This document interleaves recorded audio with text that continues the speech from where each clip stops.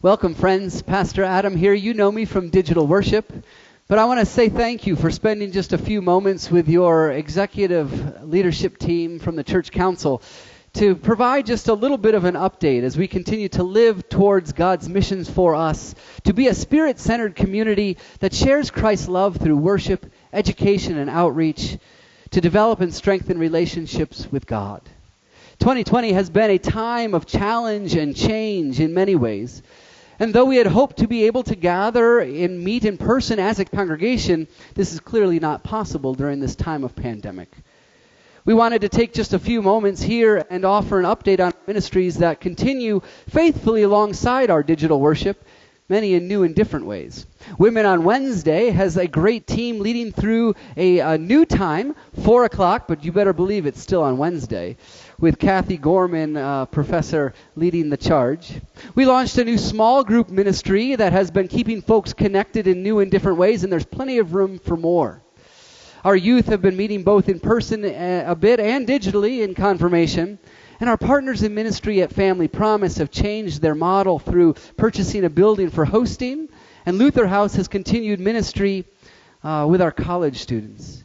And with the wisdom and guidance of many, including our COVID task force and dedicated teachers and staff, we've thrived through change and challenge to share our pre-K and fifth grade school ministry. Welcome, Ms. Deborah Alba, for a brief update. Thank you, Pastor Adam. It has been a tremendous year to be on site at Cross of Hope School. We have been so fortunate with the COVID task force that created our safety plan over the summer. We've been following this very diligently, which has allowed us to provide on-site instruction for our students since September 8th. We're now into our second trimester of school on site.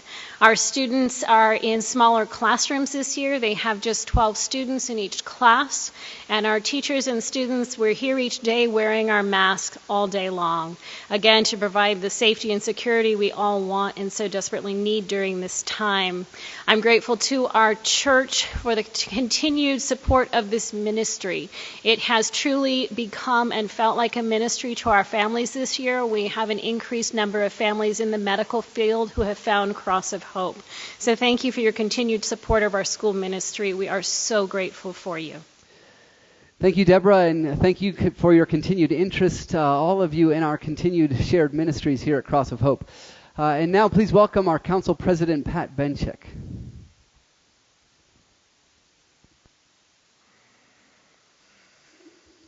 Thank you, Pastor Adam and Deborah.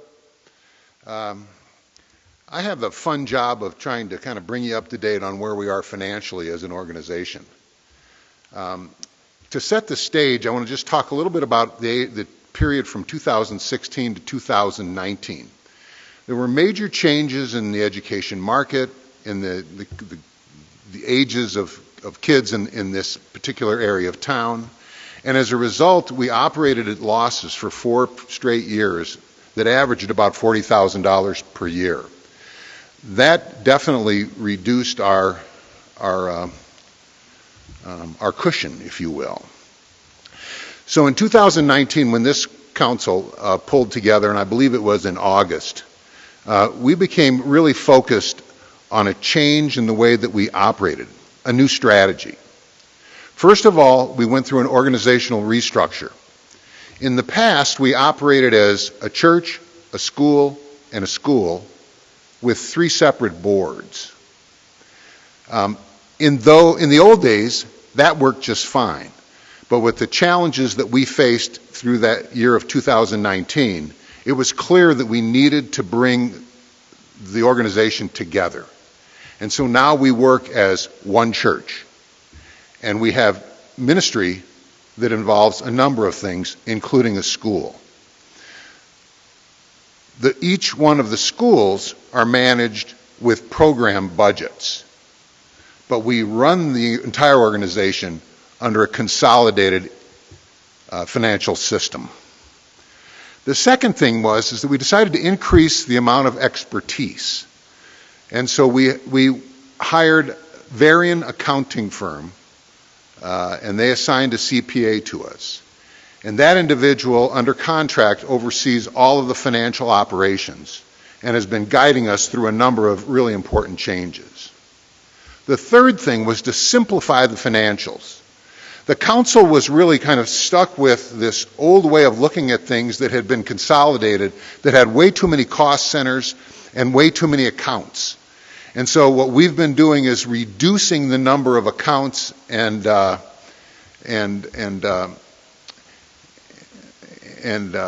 fund accounting areas so that we could more easily manage the financial operations. The final thing is that we were determined to operate in the black. If I could have that next slide. The next thing I just want to talk with you about is the balance sheet. The balance sheet is the overlook of the financial health of the organization. This is where you'd like to be able to sitting at home in your own financial situation and know that you've got money in the checking account to pay the bills, and you got money in the savings account to cover for unforeseen things that may happen. This is not a CPA's description of the balance sheet. It's my description of it, just to make things very, very simple. We have $160,000 plus in our checking account. That's more than enough to operate and pay our bills through each month. We also have a building fund, which also includes money that we've got in the refinancing from the Mission Investment Fund. And we have $97,946 in that account.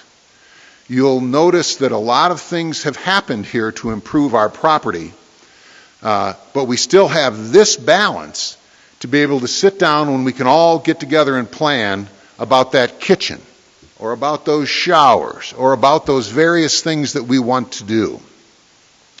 There's also savings accounts that are around over $100,000, or they're $95,000 if you add the two together.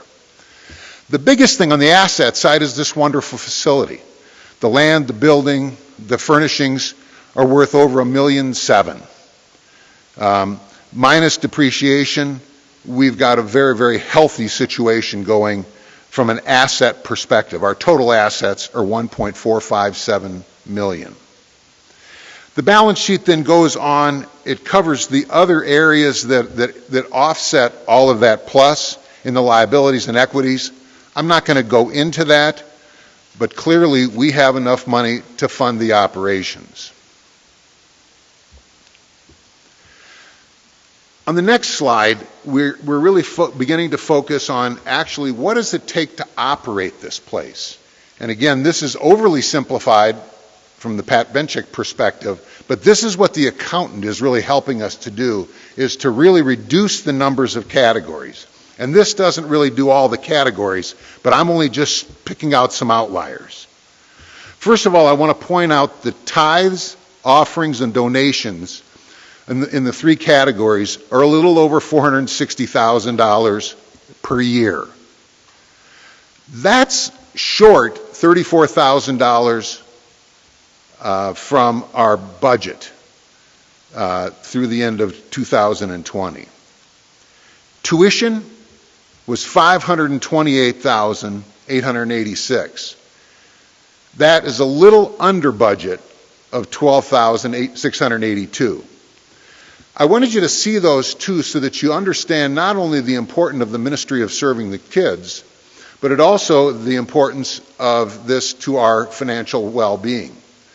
We are very, very heavily involved financially with these schools. I did list that at the end of 2020, our internal cost share, which was the contribution of the schools, was around $38,916. And then most importantly, through 2020, there's something called PPP income of $157,313. That is our CARES Act funding that came to us because of COVID. And as a nonprofit organization that hires people and maintains people in employment, we were funded to continue the operations and continue to employ all of our people. So there were no layoffs during that time period. The total amount of income through 2020 was $1,193,799. The bulk of that then turns into an income above budget from an income perspective of $99,559. The bulk of that is coming from that influx of money from the CARES Act called PPP. Real quickly, on the expense side, I just want you to see what our salaries are, $647,823, just to give you an understanding of the importance of the people who work here. This is an operation where we have a lot of talented people. Depreciation is always an important part of our balance sheet.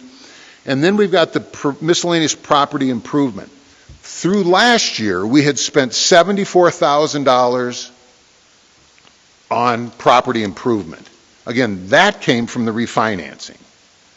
So our total expenses were $1,160,000. Our net income was $32,861. And I want you to understand, I put over there related to budget, we had budgeted a $30,000 loss last year to operate the church and school in this transition. But we turned that around. The most important part of it was the PPP, helping us on the income side, and the refinancing, which helped us on the property improvement. The final thing I want to just talk about is, so where we are this year. We have no PPP, we have no refinancing. How are we doing? And remember, I said to you, our desire is to operate the church and the school together in the black. And this shows you where we are, this final slide, through 10/31 of this year. You can see again that our tuition and related collections that we do for school are at $177,472, and that's just a hair above budget. Our tithes, offerings, donations, etc., have generated about $138,788. Again, remember I was talking about that whole issue of really focusing on tithing here and income. We're under budget in that category of $8,210. We have a very small amount of cost share, but the cost share that we're using is from the balance sheet, and we're transitioning money over, and we'll cover any shortfall by covering from savings accounts that have developed over time in the schools. So, bottom line, we have lost $78,940 from a financial worksheet perspective. But that includes things like depreciation, which doesn't cost us anything, deferred revenue, which is paying off the school, and it also includes the property improvements this year of $78,000. I'm sorry, it's less than that. And I apologize for that misspoken statement. So when you adjust for those non-cash indicators on the bottom line, we have lost $10,949 through the end of October. Why has that happened? You know, primarily we raised tuition, and then COVID then caused us to limit the number of kids who were available. And we're getting by on some vacancy savings because of some positions that we had last year, but we have not filled during this budget year. So to summarize, from a financial perspective, we are well. From a management perspective, we are much better than we were in the summer of 2019. That's a lot of information. We'll have access to my phone number and my email put forward on this, and anybody has any questions, I will get you copies of financials. I'll walk through the financials with you. I'll do my best to help you understand how we're operating financially here at Cross of Hope. Thank you. Now please welcome Margie Reed with some stories and pictures of our mission investment funds. Last year at this time, we had what seemed to be an endless list of key property projects and major upgrades here at Cross of Hope. Our mortgage refinancing through Mission Investment Fund gave us the money we needed to take care of many of these improvements. I'd like to show you pictures of some of these projects and then mention others that have been completed. So I have a number of pictures here. The south parking lot has new asphalt, striping, fire curb, and additional handicap spaces. We have a new elementary school roof and repairs that were made to the roof that's over the sanctuary.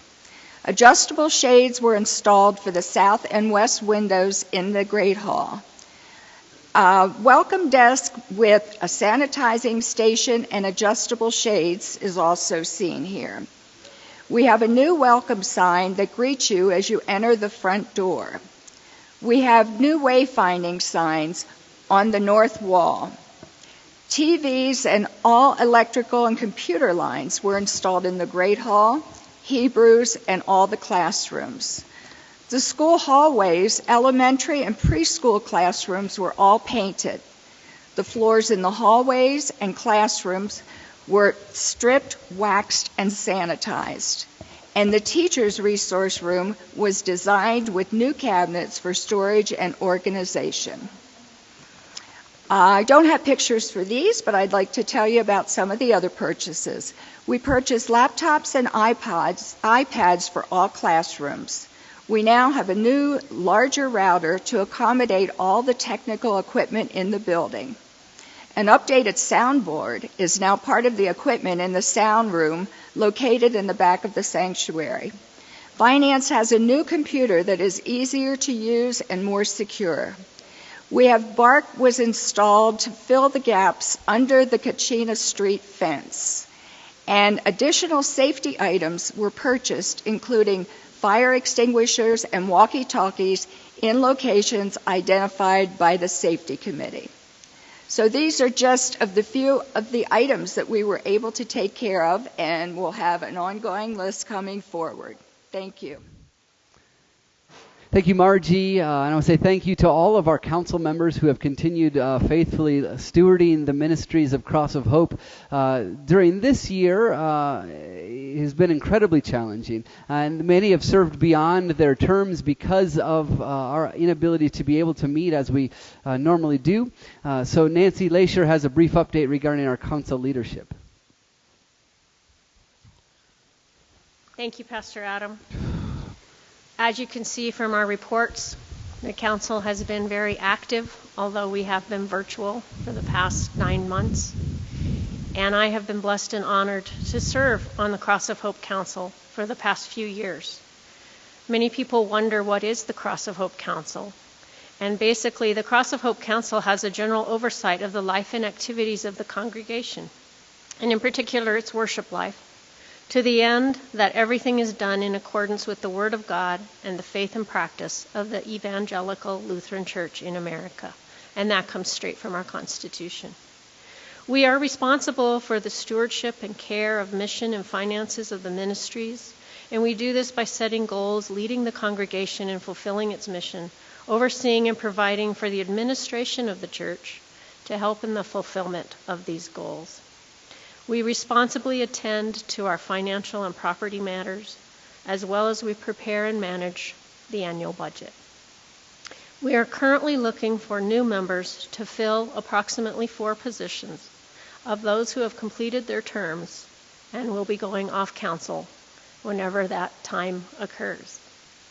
Members are elected to serve for 2 years, plus or minus COVID, A member may serve for up to 2 consecutive terms.